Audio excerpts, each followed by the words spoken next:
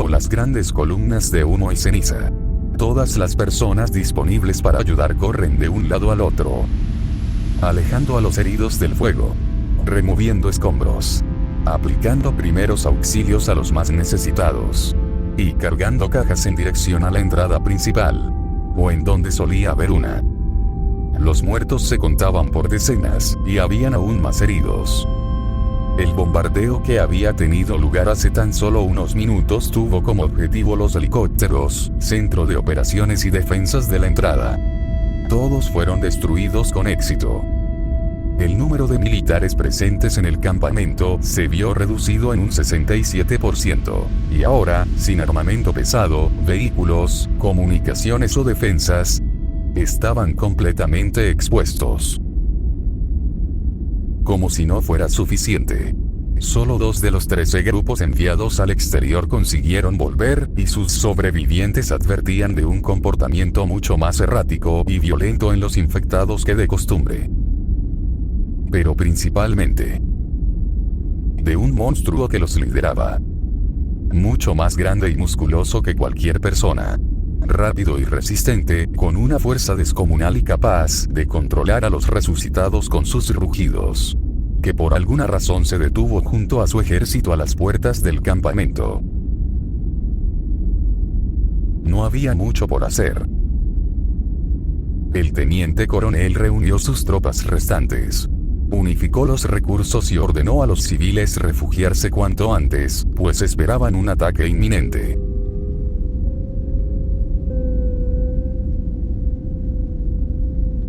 A un costado de la zona de urgencias, Elena trataba las nuevas heridas de Otto, mientras que Rose las de su hija. Los 4 se notaban adoloridos, cansados, aterrados. Estaba sucediendo otra vez. Un ataque. Una masacre. La impotencia de no ser más que víctimas. De haber sido más rápidos. De haber estado dentro del centro de operaciones junto a todas las personas que se refugiaron en su interior. También habrían muerto. Pero eso no sucedió. Y ahora tendrían que esperar lo que seguía. Aquello para lo que los militares se preparaban con tanta prisa. El asedio tras un bombardeo. Sucederá de nuevo. Los infectados y los soldados de la coalición matarán a todos y se llevarán a los niños. ¿No es así? Aún quedan militares que nos defenderán con sus vidas. Y si nos encerramos, los resucitados no serán un problema. Sabes que no es así. Entonces, ¿qué debería hacer? ¿Entrar en pánico y gritar que moriremos? Si tienes tiempo para ser pesimista, úsalo para prepararte. ¿Recuerdas la frase de tu padre? No te preocupes por cosas que no puedes cambiar. La detesto. Porque sabes que es verdad. Hey rubia, ¿cómo está tu amigo? Elena bajó el isótopo con el que limpiaba las raspaduras en el brazo de Otto, para voltear hacia Rose. Su mirada era tan desesperanzadora como la de todos los demás. Nada grave. ¿Qué hay de usted? Las palabras de Elena se vieron interrumpidas por el fuerte sonido de un silbato. El sonido venía en dirección de la entrada, desde la cual un oficial del ejército caminaba a paso firme junto a 2 de sus subordinados. Todas las personas se apresuraron en dejar lo que estaban haciendo para prestarles toda su atención. Y esta curiosidad no hizo más que avivarse cuando los 3 hombres se detuvieron justo en medio. Atención, las personas cuyos nombres estén en esta lista, vendrán con nosotros inmediatamente. Paula Serrano, Javier Montoya, Alfonso Herrera, Cristian Sandoval, Lamus Ochoa, Sariani Muy Hidalgo, bien, ya vinieron por nosotras. Paula ¿A qué se Serrano, refiere? Javier Montoya, Las personas útiles o Alfonso importantes Herrera, siempre Cristian tienen prioridad. Sandoval, Despídanse de su amigo. Sariani Hidalgo, Tan pronto nos llamen tendremos que refugiarnos en alguna otra parte. Javier Montoya, ¿Cómo? Alfonso ¿Por qué Herrera, no puede venir Cristian con Sandoval, nosotras? Lamus Ochoa, Elena Bernal, Paul Calderón, Rose Prada, Nicole Alfonse y Violet Vázquez. Si escucharon sus nombres, vengan ahora. Las demás personas conserven la calma y permanezcan aquí. Estamos tomando todas las medidas y precauciones necesarias para garantizar su seguridad. Rápidamente el lugar se llenó con gritos de quejas y reclamos tras notar cómo todos los mencionados pertenecían al cuerpo médico. Rose se apresuró en tomar la muñeca de su hija para levantarla y jalarla hacia los tres uniformados. Y sorprendido por el repentino cambio de panorama, Otto se ve envuelto en los brazos de Elena, misma que le aprieta con fuerza antes de susurrarle al oído. Buena suerte. Si puedes, cuida de Robinson. Espera, ¿a qué te refieres? Antes de obtener alguna respuesta o siquiera devolver el abrazo, Elena se apresuró en apartarse para alcanzar a Rose y Violet, quien intentaba soltarse de su madre. Las 14 personas son guiadas por uno de los militares hacia el exterior, mientras que otro de ellos adopta una postura firme mientras expone su rifle a todos los protestantes. Estos entienden el mensaje y poco a poco bajan la voz, permitiendo que el oficial voltee la página de su pisapapeles y vuelva a hablar. Por otra parte, todos los hombres sanos entre los 16 y 35 años salgan por la puerta trasera, indicó apuntando en su dirección con el brazo derecho, sin apartar su vista del papel. Del otro lado les esperan camiones que los llevarán a las carpas, en donde se les proporcionarán armas y asignarán tareas para la fortificación y defensa del campamento. Por segunda vez pero con una intensidad muy superior, todas las personas estallan en cólera tras oírle. Pero son velozmente aplacados con una serie de disparos de su pistola. Pongámonos serios. Por si no lo han notado, nuestro país está bajo ataque. Y hoy, este campamento será asediado. Ahora, que todos los hombres capaces de manejar un arma salgan por atrás. De inmediato.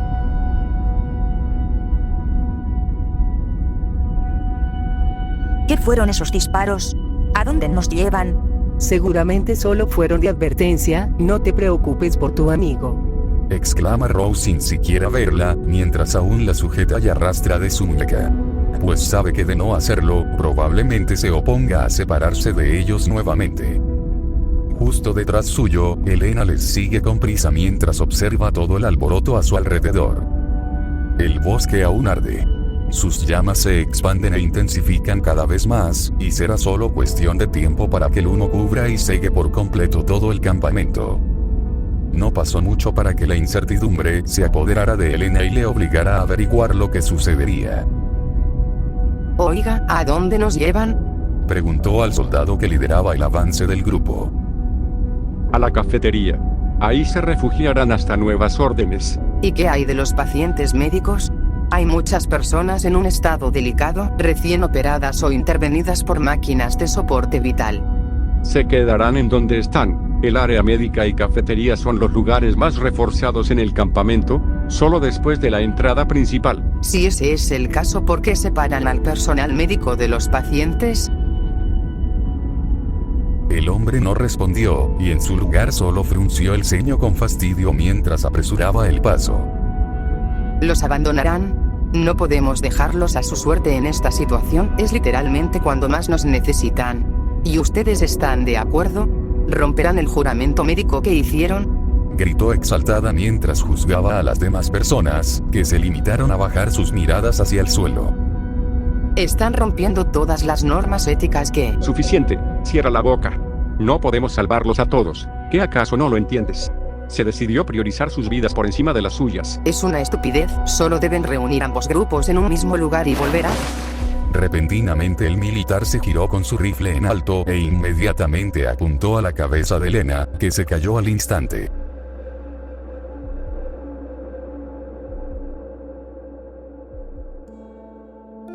Sus manos no paraban de temblar, provocando una leve sacudida de lado a lado en su arma, mientras que en sus ojos podía verse un profundo pánico que le nublaba el juicio. Ante esta escena todos detuvieron su andar.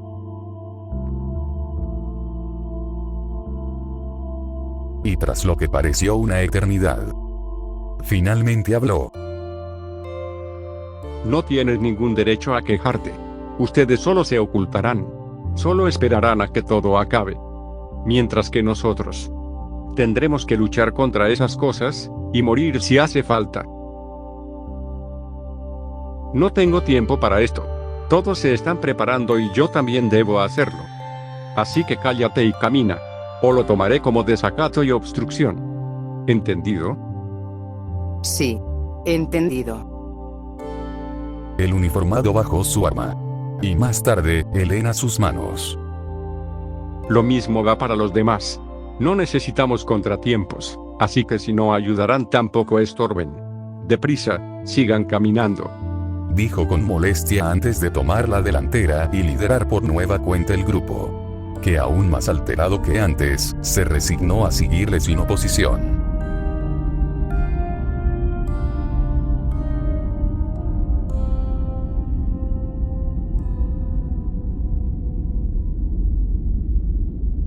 Minutos más tarde habían llegado.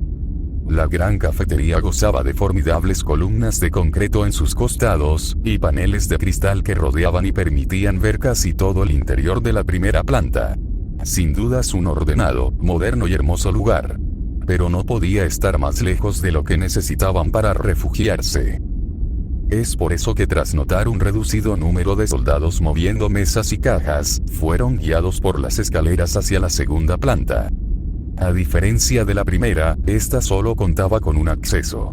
El pasillo que les recibió exponía letreros de ambos lados. A la derecha se encontraban almacenes, elevadores para comida, y la cocina. Mientras que a la izquierda los baños y la entrada al salón principal. Este, al igual que el de abajo, se notaba espacioso y minimalista. Decenas de mesas y aún más sillas les invitaban a tomar asiento y descansar mientras esperaban por sus comidas. Pero en su lugar se limitaron a distribuirse a lo largo y ancho. Explorando la zona, buscando escondites y apreciando la privilegiada vista sobre gran parte del parque de diversiones. Su grupo no era el único ahí. Un segundo y tercero no tardó en llegar, completando un total de 43 refugiados.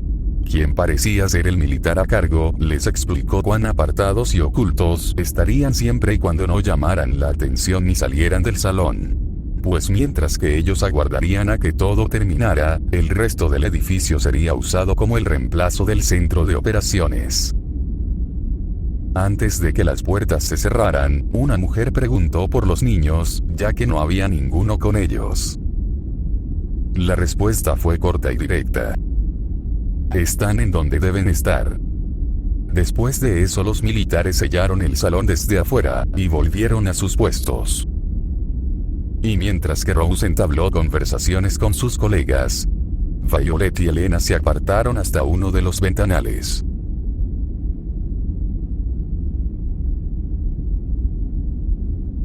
No habrá nadie para cuando Robinson despierte, ni le darán soporte o cuidados antes de que lo haga. Supongo que no. La golpiza que recibió, el malentendido con Carla, lo que hicieron esa noche, todo por unos sueros para mi recuperación. Todo eso sucedió por mi culpa. Deja de hacer eso. No cometiste ningún error o dejaste de hacer algo como para culparte y lo sabes. Desahogarte contigo misma por recibir la ayuda de otras personas es despreciar sus esfuerzos. Lo que realmente se siente mal es cuando en verdad tienes la culpa por hacer o no hacer algo que ya no puedes cambiar. Violet llevó su mirada al colorado rostro de Elena, que estaba a punto de llorar. Apretaba las manos contra su pantalón, mientras se esforzaba por no hacer ruido. En estos días, pese a todo lo que ha hecho por mí, por nosotras, no le he dado las gracias debidamente, y ahora él podría. Ambos podrían morir. Por eso fue importante que te disculparas con él. Todo puede cambiar en un instante. Violet tomó y apretó la mano de Elena, a la vez que volvía su mirada hacia el exterior. Cuando esto acabe, tendremos muchas cosas por cambiar. Así que, seamos fuertes y confiemos en que todo saldrá bien. Sí, tienes razón. Me prometo que lo haré. Y no volveré a lamentarme por lo que hice o lo que no. Y cuando esto acabe, seré una persona distinta.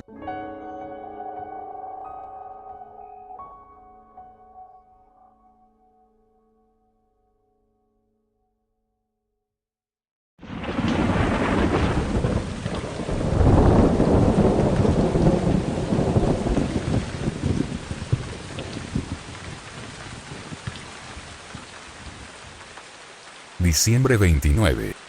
6:28 p.m. Entrada principal. Decenas de cajas industriales. Refacciones para las más grandes atracciones. E incluso autos, fueron amontonados para formar una densa y robusta barricada. 23 soldados profesionales. 56 reclutas.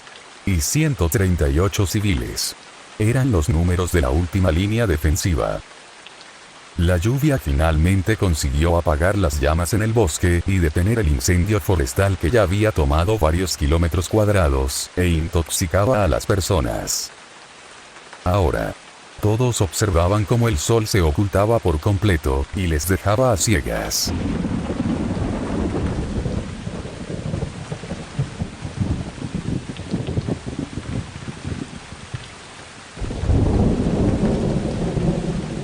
El gran llano que tenían adelante fue tomado por la penumbra. Y a falta de las pocas farolas que iluminaban el entorno, no podían ver absolutamente nada. Tumbado sobre uno de los camiones que trajo a tantas personas, el teniente coronel Mosquera observaba a través de su mira.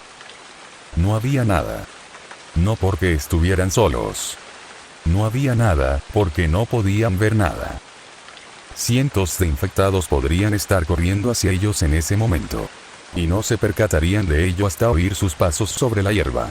O cuando las pocas linternas presentes les iluminaran junto a la barricada. Posicionado junto a una ametralladora ligera, que era operada por un soldado profesional, Alexander veía con terror la inmutable oscuridad que tenía adelante. Y a sus lados, Gustavo y Camila hacían lo mismo. Al costado derecho del perímetro, apoyando su rifle sobre una pila de madera y transpirando como nunca en su vida, Otto repasaba una y otra vez en su cabeza cómo usar el arma. Desde quitar el seguro, pasando por el culatazo del disparo y el cambio de cargador. Prefería pensar en eso, a imaginar lo que pronto sucedería. Cómo se veían, qué sonidos producían, de qué forma se moverían, y qué harían una vez que lo atraparan. La casita del árbol en donde Carla se hospedaba fue tomada por un par de militares para observar y disparar. Por lo que su hermano decidió llevarla a otro lugar. Y ahora, ocultos en un taller de carpintería, Michael y sus secuaces hacían guardia en la entrada, mientras que la pequeña, sentada en una esquina, abrazaba con fuerza su peluche de cocodrilo.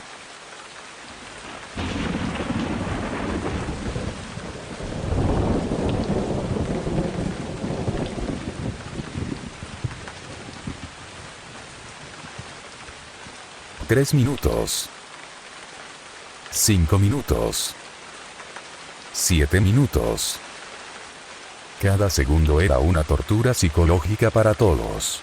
No querían que iniciara, pero tampoco que el sentimiento de incertidumbre y miedo más agudo de sus vidas se prolongara por un solo minuto más. Y a las 6:40 p.m. sucedió.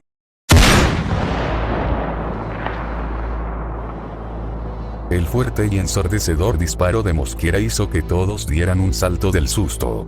Los soldados profesionales se reincorporaron de inmediato, mientras que algunos reclutas y civiles dejaron caer sus armas o se mordieron la lengua. Después, vino un segundo disparo.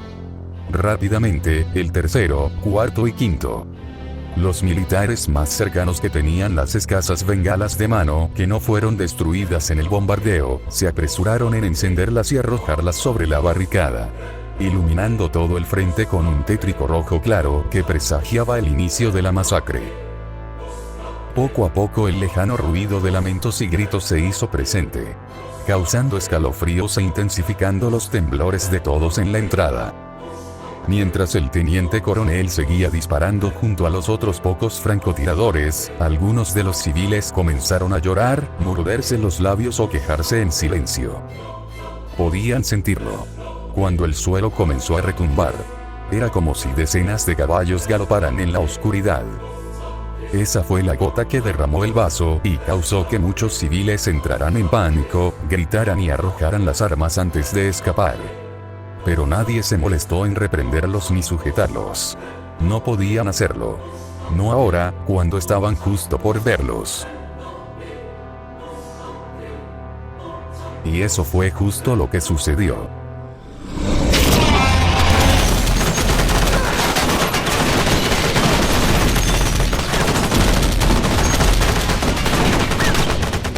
Cielo nocturno, toda el área fue tomada por luces incandescentes y destellos cegadores, que acompañados por constantes estruendos hicieron entrar a todas las personas en un gran éxtasis de adrenalina.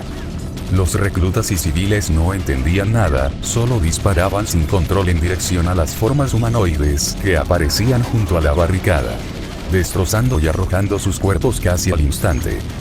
Los primeros segundos se sintieron tan largos y pesados, que al agotar sus cargadores y tras dejar de gritar, los más inexpertos y temerosos llevaron sus manos a las orejas para asegurarse que éstas no sangraban. El alrededor seguía siendo iluminado por decenas de fogueos en todas las direcciones. Y mientras el teniente coronel daba órdenes y disparaba aún sobre el cañón, los civiles y reclutas más próximos a la barricada comenzaban a recuperar sus sentidos.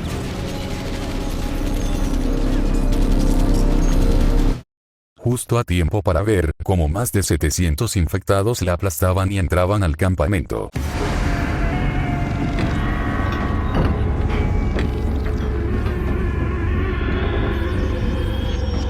La mitad de estos no eran tirados al suelo por los disparos, sino a causa de los empujones de sus iguales, que corriendo como una estampida de toros, comenzaron a acercarse a los primeros militares. No importaba que tanto les dispararan o qué calibre usaran, siempre que el primero era derribado, decenas más estaban listas para ocupar su puesto. A tan solo 18 segundos de abrir fuego, los primeros defensores habían comenzado a ser asesinados. La gran pila de cuerpos arrasó con los vehículos dispuestos para la cobertura, empujándolos hacia los costados o volcándolos en su intento por alcanzar a quienes disparaban desde sus techos. Alexander saltó a un lado antes de que un infectado alcanzara y despedazara el cuello del militar con la ametralladora ligera. Después levantó su arma en contra del monstruo, pero no tuvo tiempo de disparar, pues a su lado 9 más aparecieron e intentando alcanzarlo, fueron asesinados por Gustavo y Camila. Sin intercambiar palabras o gestos, los 3 se dieron al escape mientras oían a sus compañeros gritando por ayuda o terror. Otto fue jalado por su camisa hacia atrás, provocando su caída pero también evitando que un resucitado arañara su cuello. El hombre que lo había hecho no dudó en usar su escopeta en contra de la bestia, que fue despedazada con el primer cartucho. Una vez con su caja torácica abierta y observando con curiosidad cómo kilos de carne y litros de sangre se desbordaban de su interior, se derrumbó en el suelo. El hombre se dio media vuelta y levantó a Otto con un solo brazo, mientras le gritaba que corriera. Él lo hizo. Corrió con todas sus fuerzas. Corrió sin preocuparse por su arma, compañeros o heridas. Solo huyó despavorido tan rápido como le era posible, e incluso más. A tan solo 45 segundos de haber comenzado el enfrentamiento, el resultado era claro. El campamento caería y todos en su interior serían asesinados. Por lo que ahora, nadie de más de un solo hombre mantenía la posición. Durante su escape, Otto vio como civiles, reclutas e incluso los pocos militares restantes huían de la entrada, permitiendo que los resucitados se dispersaran en su interior en todas direcciones. Antes de girar hacia la zona médica, Otto volteó por última vez. Habían tantos de ellos que parecían un solo organismo, como algún tipo de masa a forma gigante que se arrastraba y expandía, consumiendo todo en su paso, aun si eran autos o pequeñas estructuras. Y en el camino de esa imparable masa, alguien seguía haciéndole frente. Un hombre de gran tamaño, que disparaba con 2 pistolas. y al agotar la munición, usó sus empuñaduras para golpear a los intrusos en sus rostros. Esa fue la última vez que Otto vio al oficial a cargo, el teniente coronel Sebastián Mosquera.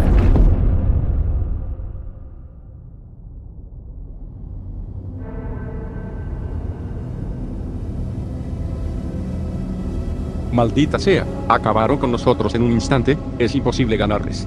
Gritó Gustavo mientras mantenía su velocidad. Junto a él, Camila y Alexander comprobaban sus armas mientras se preguntaban cuán efectivas podrían ser en esa situación. Pues hace un instante gastaron casi toda su munición sin ver resultado alguno. Contra bestias que no se preocupan por su integridad y los superaban en número, armas de fuego de mediano calibre no marcarían la diferencia. Tenemos que reagruparnos y atrincherarnos. Pelear contra esas cosas es una pérdida de tiempo y recursos. ¿Atrincherarnos en dónde? No importa en dónde nos encerremos, esas cosas lograrán entrar. Tú misma viste cómo volcaban autos, por Dios. ¿Qué intentas decir? ¿Acaso quieres huir y abandonar a las personas? Aunque nos quedemos no podremos salvarlas. Y también moriremos.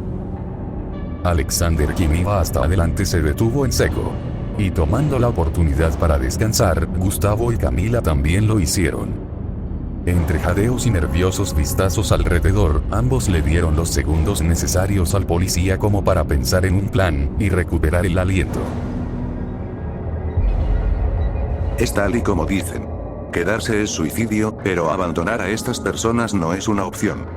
Ustedes dos, vayan al almacén en donde se refugia la mayoría y guíenlos al muro. Gustavo, usen las cajas industriales que simulaban una torre para salir por encima. ¿A todos?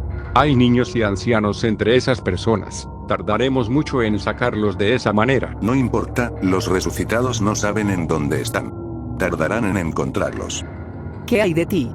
Preguntó Camila en un tono incrédulo. Ahora que se habían detenido y su cerebro recibía mayor oxígeno, se daba el lujo de recordar la masacre de hace un instante. Aquello que parecía tan lejano pero les había alcanzado tan repentinamente, que amenazaba sus vidas y las de todos en el campamento. No llegué aquí solo, y creo que las personas que me acompañaban están en la zona médica. Iré a buscarlas y los alcanzaré después. Encuéntranos lo más rápido que puedas, y si te cruzas con ese demonio, venga a Cerbero por mí. Ten cuidado, ese edificio no está muy lejos de la entrada. Gustavo y Camila retomaron sus carreras, esta vez con un objetivo trazado. Mientras que Alexander sacó de su bolsillo izquierdo una granada de fragmentación. Mientras revivía los últimos momentos del teniente Miguel. Y cómo consiguieron acabar con muchos infectados y escapar gracias a su sacrificio. No me estoy rindiendo. Acabaré con esas cosas y les daré una salida. Si voy a morir, será a mi manera. Un verdadero hombre debe cuidar de los demás. ¿No es así, Miguel? Tras esas palabras, Alexander puso la esfera de vuelta en su pantalón, y tomó rumbo a la zona médica.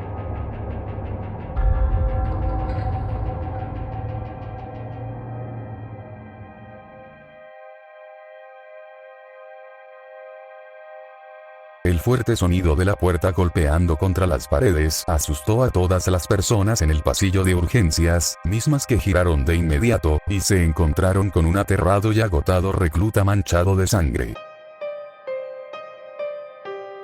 Otto se tambaleaba y suspiraba al tiempo que bruscamente se abría paso entre las personas, quienes aterradas por el estado del chico intentaban sujetarlo o preguntarle qué había pasado.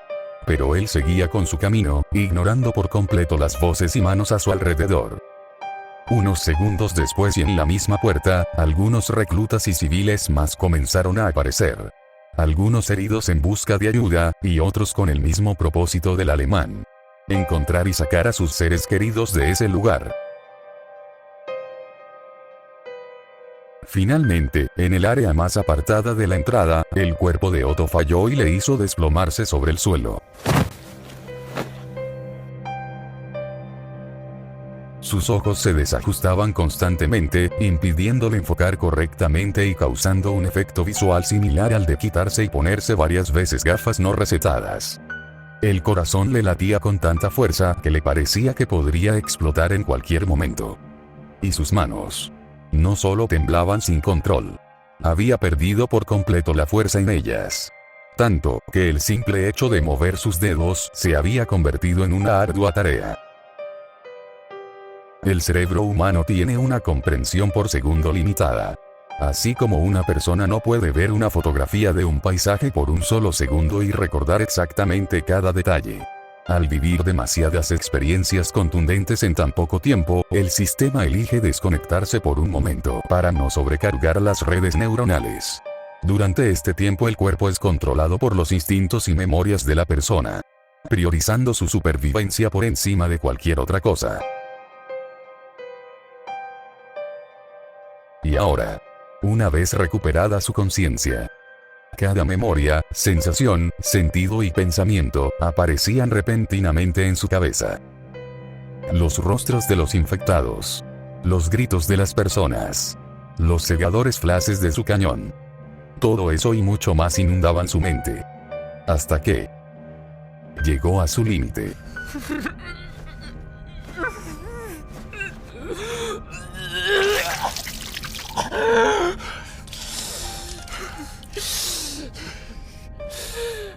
Como última medida de supervivencia, el cuerpo de Otto decidió devolverle su control motriz, a cambio de limitar su sinapsis. Esto quiere decir que experimentaría una sensación similar a estar borracho o drogado. Por lo que de no tener cuidado y ser prudente, podría llevarse al límite, o autolesionarse inconscientemente. Sin embargo, fue gracias a esto que consiguió ponerse en pie y caminar hasta la puerta que tenía adelante. Aquella, en la que su amigo se recuperaba de las cirugías.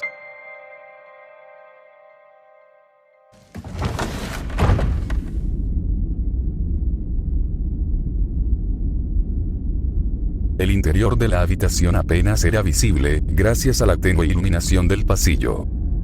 No estaba seguro, pero Otto creía ver la camilla vacía. Por lo que tuvo que esperar unos segundos a que sus ojos se adaptaran a la oscuridad.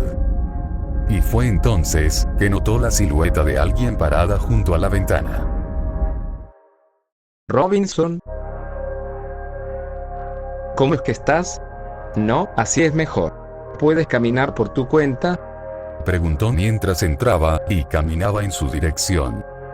Escucha, el campamento Kara, debemos escapar ahora.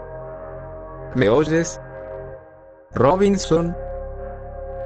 Al estar lo suficientemente cerca, Otto tomó y giró del hombro a Robinson, volteándolo 180 grados. Y fue ahí que con terror lo vio. Sus ojos estaban completamente blancos. No, sería más acertado decir que sus ojos habían desaparecido, y ahora, lo único en sus cuencas eran un par de globos oculares completamente vacíos. Aquel descubrimiento le hizo retroceder hasta la pared opuesta en la habitación, y provocar que un espejo en ella cayera al suelo.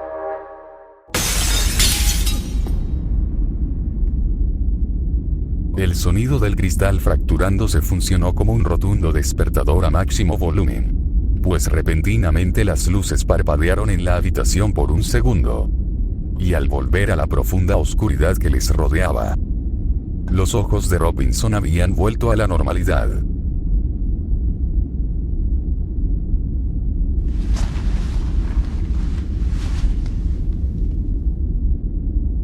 Otto. ¿Por qué estás? ¿Qué carajo pasó? Él se preguntaba lo mismo. Estuvo por gritarle y exigirle una explicación, pero no solo sería estúpido interrogar a una persona que claramente no estaba consciente, sino que además, los cada vez más cercanos disparos y gritos les advertían del inminente peligro que estaba por alcanzarlos. El campamento fue bombardeado. Y ahora nos atacan otra vez, pero ahora son infectados. Ya entraron y están por todas partes. ¿Qué? ¿En dónde están Violet y Elena? Las separaron para llevárselas junto a su madre a un lugar más seguro. Creo que se fueron hacia la cafetería. También habían muchos militares administrativos por esa zona. Pues démonos prisa y vayamos allá. Oye, ¿no me dijiste qué te pasó? Se ve que no estás bien, pero... ¿no te mordieron o dispararon? No lo hicieron. ¿Qué me dices de? Otto se detuvo en el momento que notó la inaudita cantidad de sangre en la camilla, suelo y ventana. Él también tenía mucha sobre la bata de cirugía y vendajes. Oye, ¿qué te ¿Esa pasa? bolsa tiene mi ropa? ¿Puedes pasármela? Lentamente. Otto lo hizo. Robinson por otra parte la tomó rápidamente y se quitó de espaldas su bata. Su cuello, espalda y piernas exponían todo tipo de heridas. Pero todas ya habían cicatrizado. Otto recordaba lo muy hinchada y morada que tenía la parte superior de su espalda en esa misma madrugada, después de ser arrojado por Michael. Y no solo eso. En donde deberían haber puntos e incisiones médicas recientes. No había nada. Oye, ¿qué rayos te pasó? ¿Cómo puedes moverte así? Preguntó con temor al ver cómo Robinson maniobraba ágilmente para ponerse la ropa tan rápido como le era posible. Sus costillas rotas no deberían permitirle agacharse tanto como para ponerse el pantalón. Así como su hombro dislocado, levantar tanto el brazo para poder colocarse la chaqueta. Esto. No lo sé, adrenalina y anestesia supongo. Listo, la ropa me queda perfecta. ¿De quién fue la idea? ¿De Violet? No perdamos más tiempo y vámonos. ¿Qué esperas? Toma la delantera y guíame. Otto vaciló por un instante, pero poco después, recobró sus sentidos nuevamente y con algo de esfuerzo comenzó a moverse por el pasillo, marcando el camino en dirección a la cafetería, y dando inicio al plan para reagruparse con las chicas.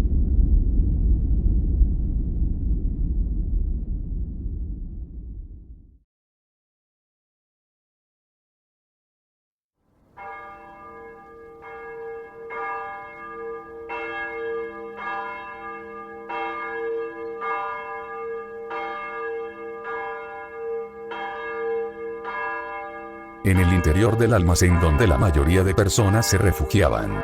Camila y Gustavo junto a 2 reclutas y 7 civiles armados. Levantaron sus cabezas al oír las campanas.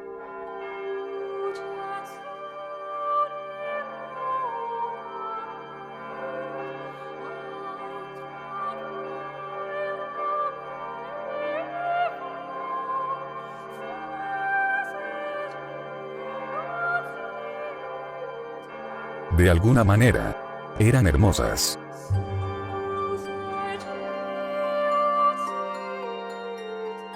El vibrante sonido de su retumbar resultaría esperanzador para casi todas las personas, representando el amor y cobijo de su Dios, del ser todopoderoso que jamás abandonaría a sus hijos en una crisis como esa.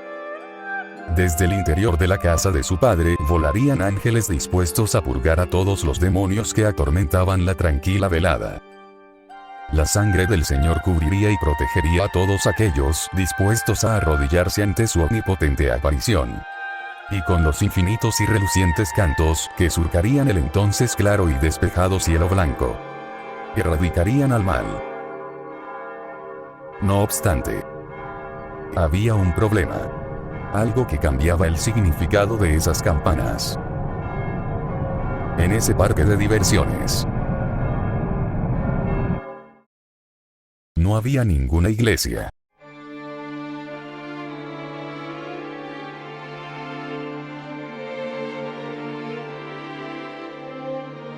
De repente, enfrente de todos, las nubes comenzaron a densificarse.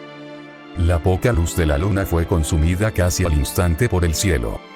Los animales con alas alzaron vuelo tan lejos como les fue posible. Los terrestres huyeron despavoridos hacia el horizonte. Y aquellos más pequeños se apresuraron en ocultarse bajo la tierra. Por un momento las personas y resucitados hicieron su disputa a un lado para levantar sus miradas en dirección al torbellino que se formaba sobre el campamento. Lucía como una perforación en el mismísimo mundo. Un camino despejado para que alguien o algo, muy lejos de ese lugar, pudiera observarlos. Pronto el sonido del viento se elevó tanto que las personas comenzaron a hacer muecas de disgusto. Mientras que gracias a la inmensa cantidad de hojas que revoloteaban a su alrededor, los infectados perdieron de vista a sus presas, que tomaron la oportunidad para escapar. Desde la rueda de la fortuna, de pie sobre la cabina más alta, aquel gran y sádico infectado que había asesinado a Cerbero observaba con intriga el tétrico y turbulento cielo gris. Y desde los ventanales de la cafetería, Violet y Elena, así como todos los demás, también veían con temor lo que para ellos era el inicio de un tornado.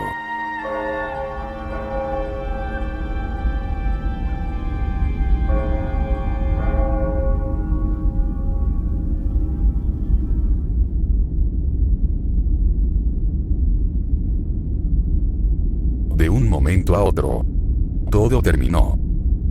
El ruido cesó. Las nubes se dispersaron. La luz reflectada por la luna volvió a cernirse sobre el parque de diversiones. Y las hojas empezaron a caer por todas partes. En el exterior, todo había terminado. Pero para aquellos ocultos en el gran almacén, no era así.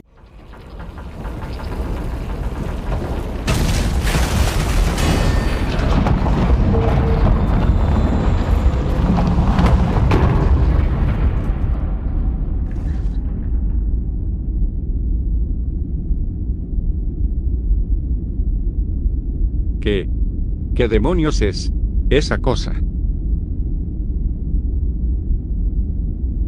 Las 217 personas presentes observaban incrédulas, escépticas a sus ojos, y abrumadas por un gran sentimiento de vulnerabilidad. Aquello que había aparecido en el extremo del almacén.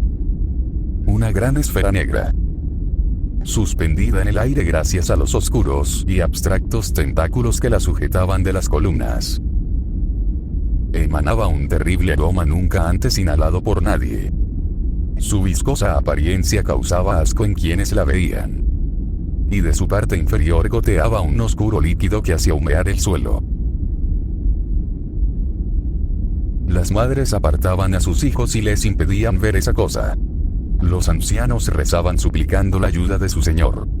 Mientras que los pocos animales presentes buscaban con desesperación un lugar en donde ocultarse.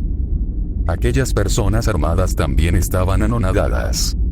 Pero ante el deber de proteger a los demás, comenzaron a pedirle a la gente que retrocediera. Y fue este acto grupal lo que causó su despertar. La parte delantera de la esfera comenzó a cambiar. Más bien, a removerse. Pues pronto todos descubrirían que eso no era más que un gran ojo.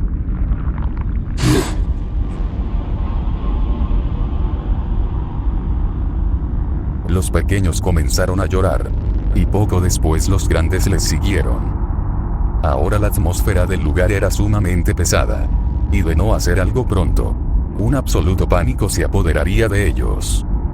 La primera en reaccionar fue la oficial Camila, quien para demostrarle a las personas que no estaban completamente vulnerables, levantó su arma contra aquella cosa. Todos guarden silencio y apártense del...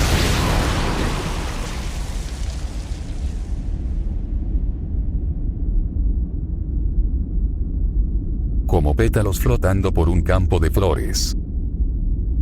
La sangre de Camila se extendió en cientos de gotas. Su cabeza había sido completamente destrozada. Y ahora, su desbordante cuello se precipitaba contra el suelo. Al caer, produjo un indescriptible sonido. Lo más cercano sería el ruido de un gran saco lleno de lodo al caer sobre el pavimento. Al principio nadie dijo o hizo algo. Siquiera limpiaron la sangre de sus rostros.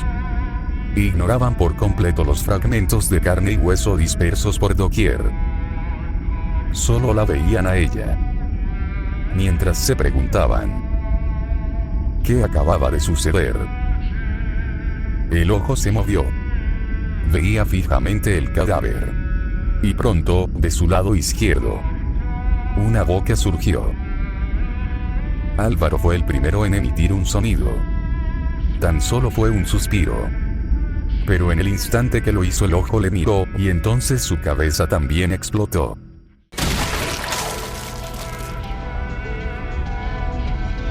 Lo que siguió fue un efecto en cadena. Todos gritaban y corrían. La mayoría murió cuando el ojo les veía, e inmediatamente otra boca crecía. Muchos fueron aplastados hasta la muerte en medio del pánico. Otros sufrieron infartos. E incluso hubo 2 reclutas que se llevaron los cañones de sus armas a la boca para jalar del gatillo. El almacén se había convertido en un matadero. Siempre que alguien era observado por el ojo, su cabeza explotaba en 100 pedazos. Como si una granada hubiera detonado en su interior. Cuando el ojo se llenó de bocas a su alrededor, las demás comenzaron a brotar en sus tentáculos.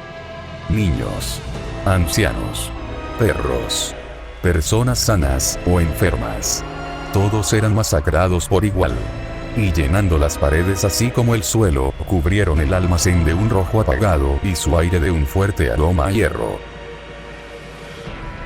En el exterior, oculta tras una serie de cajas, Carla apretaba con fuerza su peluche de cocodrilo mientras que Michael y los demás se enfrentaban a un pequeño grupo de infectados que les había encontrado. La niña intentaba ignorar los gritos y estruendos del pasillo. Apretaba con fuerza sus ojos para no ver el destello de los disparos. Y fue entonces que sucedió. Su peluche comenzó a moverse. Pese a ser de felpa, su boca hizo un inconfundible sonido de carne siendo forzada. Levantó su cabeza y comenzó a liberar agónicas advertencias en forma de alaridos. Algo acababa de entrar en su rango. Pero tan solo unos segundos después, desapareció y el cocodrilo volvió a la normalidad. De vuelta al almacén, el gran y protuberante ojo veía con terror aquello que había aparecido frente a él. Un negro e indiferente gato yacía sentado sobre una pila de carne, viendo directamente a la masa con ahora cientos de bocas.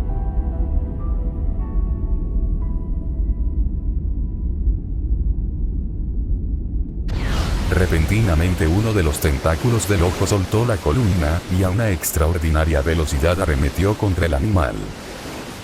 Pero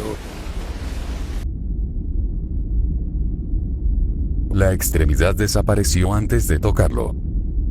Sin ruido, movimiento o explicación. Simplemente había dejado de existir. Ante la gran diferencia de fuerzas, el ojo decidió escapar. Una densa niebla negra comenzó a engullirlo, mientras sus tentáculos se liberaban y enrollaban a su alrededor.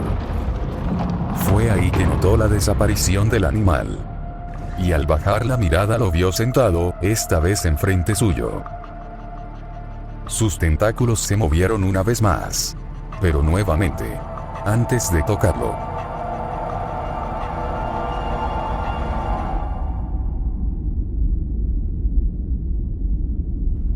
Todo terminó.